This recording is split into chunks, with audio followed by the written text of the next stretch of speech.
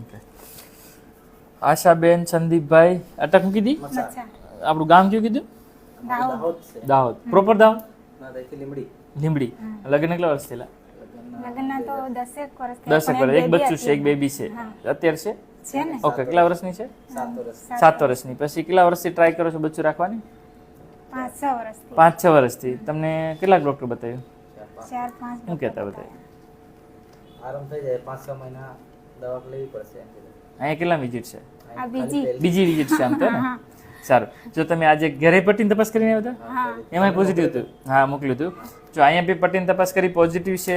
અમારા બેનને હું તો એમએસ લેવલ 0.885 છે, બરાબર. 0.85 એટલે કે <1 કરતાં બી ઓછો છે, બરાબર.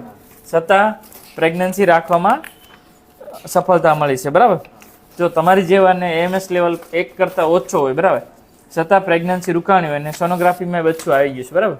જો તમારી જેવાને સફળતા મળી હોય બીજાને છેલ્લા આપશો ને? હા, શું જરૂર. કહેશો? સાહેબનું કામ સારું છે. ઓકે, સરસ. સંદીપભાઈ વિડીયો મૂકતો વાંધો નહીં સાહેબ? ઓકે, સરસ.